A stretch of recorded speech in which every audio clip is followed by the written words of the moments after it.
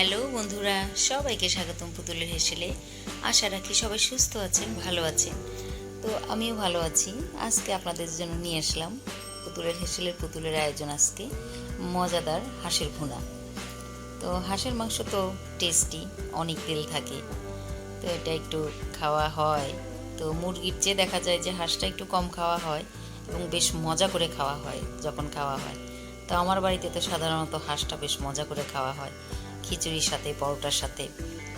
তো আমি হাঁসটাকে স্রেফ ভুনা করব ঘরে থাকা একদম মশলা দিয়ে, খুব সাধারণভাবে কিন্তু খুব মজাদারভাবে। এইভাবে আমি সাধারণভাবে রান্না করি, কিন্তু খুব টেস্ট হয় হাঁস। তো সেটাই বন্ধুদের সাথে একটু শেয়ার করছি। তা আলু নিয়েছি আমি অর্ধেক করে কেটে 3-4টা, সেটাকে ভেজে নিলাম। যেহেতু আমার হাঁসটা একটু বড়, তো ওই জন্য আমি আলুটা 4টা আলু দিয়েছি এখানে। আর এখানে দিয়ে দিচ্ছি আমি এলাচ আর দারচিনির টুকরা, আর দিয়েছি আমি এখানে 3-4টা তেজপাতা, আর দিচ্ছি এখানে 1 চা চামচ জিরা। এগুলো আমি ফোড়নে দিয়েছি। তো ফোড়নটা যখন একটু দেখুন কালারটা চেঞ্জ হয়ে যাবে, দারচিনি থেকে ভালো গন্ধ বের হবে, তখন এর মধ্যে আমি দিয়ে দিচ্ছি মোটা করে কাটা পেঁয়াজ। দেখুন একটু পেঁয়াজগুলো মোটা করে কাটা। তো পেঁয়াজটা আমি এই জন্য মোটা করে কেটেছি, হাঁসটাকে যেহেতু অনেকক্ষণ সময় নিয়ে কষাতে হয়। তো হাঁসের মাংস সাধারণত একটু শক্ত হয়ে থাকে, এই জন্য খুব সময় নিয়ে একটু ধৈর্য নিয়ে কষাতে হয়। যে কারণে পেঁয়াজগুলো একটু মোটা দিয়েছি, যাতে এগুলো আস্তে আস্তে ভাজার গন্ধটা, এটা তো গলে যাবে ঝোলের সঙ্গে এবং ভালো গন্ধ ছাড়বে এই জন্য। তো এরপর আমি দিয়ে দিচ্ছি পেঁয়াজ বাটা। পেঁয়াজ বাটাটা ভালো মতো ভাজা হলে এর মধ্যে দিয়ে দিচ্ছি আদা বাটা। আদা বাটা দিয়েছি এখানে আমি 1/2 চামচ। আর এখানে রসুন বাটা দেখুন আমি এখানে দিয়েছি 3 চামচের মতো, একটা ছোটো চামচে উঁচু করে চামচ, যেহেতু হাঁসটা একটু বড় ছিল। তো দিয়ে আমি সব মশলা খুব ভালোভাবে কষিয়ে নেব। মশলার পেঁয়াজের রঙটা পরিবর্তন না হওয়া পর্যন্ত গুঁড়ো মশলা ব্যবহার করব না। দেখুন এইভাবে আমি শুধু নাড়তে থাকছি, মশলাটাকে কষাতে থাকছি। তেলের মধ্যে মশলাটাকে কষাবো, প্রায় তেল উঠেও গিয়েছে, ভালো গন্ধ ছাড়তে শুরু করেছে। দেখুন মশলা কমে গিয়েছে, কষানো হচ্ছে। তো এভাবে আমি খুব ভালোভাবে কষিয়ে নিচ্ছি। তো এর মধ্যে আমি এখন মশলাটাকে আরও কিছুক্ষণ কষাবো, কিন্তু সেটা গুঁড়ো মশলা দেওয়ার পরে। এর মধ্যে আমি দিয়ে দিচ্ছি হলুদ গুঁড়ো। এরপর আমি দিয়ে দিচ্ছি দেখুন উঁচু করা চামচের ধনে জিরা গুঁড়ো একসাথে, আর দিচ্ছি এখানে মরিচের গুঁড়ো। ঝালটা যার যার রুচি অনুযায়ী, প্রয়োজন অনুযায়ী।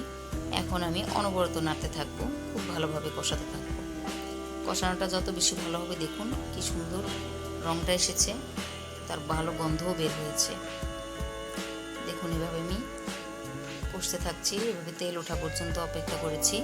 তো তেল ওঠার পরে এখন আমি হাঁসের মাংসগুলোকে কেটে ধুয়ে রেখেছিলাম সুন্দর করে, সেগুলোকে দিয়ে মশলার সঙ্গে এখন আমি হাঁসটাকে এভাবে ভালোভাবে মিশিয়ে নেব। জালটা একটু আমি মিডিয়ামে রেখেছি। তো মিডিয়াম আছে, এভাবে আমি হাঁসটাকে সুন্দর করে মশলার সঙ্গে দেখুন এই যে মেশানো হয়ে গিয়েছে আমার।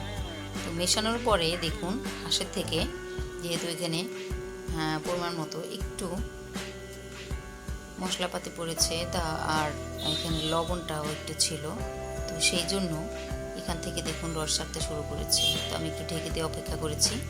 দেখুন হাঁসটা থেকে কত ঝোল উঠেছে দেখুন। তো এই ঝোলটা আমি রাখবো না, এটাকে একদম শুকিয়ে ফেলবো। বেশ ভালোভাবে মশলাটাকে আরও কষাবো। হাঁসের মাংস যত বেশি কষানো হবে তত বেশি এর টেস্ট আসবে। তো এখন আমি দিয়ে দিচ্ছি পরিমাণ মতো লবণ। লবণটা একটু বুঝে দেওয়া ভালো। তো তখন আমি আলু ভাজার সময় একটু দিয়েছিলাম। তো দেখুন আরও ঝোল উঠে গিয়েছে, তেলটাও বেশ বের হয়েছে। হাঁসটা মনে হয় অনেক তেল ছিল, তো অনেক তেল উঠে গিয়েছে। তো এইভাবে কষাতে থাকবো। দেখুন কষাতে কষাতে দেখুন বেশ সুন্দর কষে গিয়েছে। এখন আমি ঝোলটা দিয়ে দিচ্ছি। তো অনেক তেল উঠে গেছে। তো এখন ঢেকে দিচ্ছি সিদ্ধ না হওয়া পর্যন্ত। তো আপনাদেরকে একটু দেখাই ঢাকনাটা খুলে কিছুক্ষণ পর। দেখুন এখনও সিদ্ধ হয়নি, অনেক বাকি আছে, অনেক ঝোল রয়ে গিয়েছে। তো আরও সিদ্ধ করব। তো এখন আমি এর মধ্যে দিয়ে দিব ভেজে রাখা যে আলুগুলো আছে। আলুগুলো খুব বেশি ভাজিনি, তো সেগুলোকে দিয়ে দিচ্ছি, সিদ্ধ হওয়ারও ব্যাপার আছে। তো এখন আমি আবার এটাকে সিদ্ধ হওয়ার জন্য দেবো। আলুগুলোকে একটু মিশিয়ে সুন্দর করে মিশিয়ে নিয়ে আমি আবার হাঁসের মাংসগুলোকে ঢেকে দিব, ঝোলটাও কমে যাবে, আলুগুলোও সিদ্ধ হয়ে যাবে, হাঁসটাও যাতে সিদ্ধ হয়ে যাবে। এই পর্যায়ে নামাবো আর মাঝে মাঝে একটু দেখে নেব।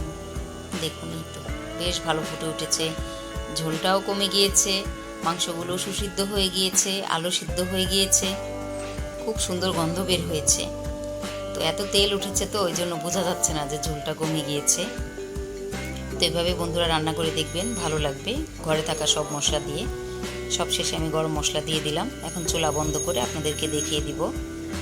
কিছুক্ষণ পরে দেখুন আপনাদেরকে দেখাচ্ছি কি সুন্দর হাঁসের মাংস হয়ে গিয়েছে। এভাবে করে দেখবেন, ভালো লাগবে। তো সবাই সুস্থ থাকবেন, ভালো থাকবেন, আর প্লিজ আমার চ্যানেলটিকে সাবস্ক্রাইব করবেন। সবাই আমার চ্যানেলের পাশে থাকবেন। পরের দিন নিয়ে আসবো নতুন কোনো রেসিপি।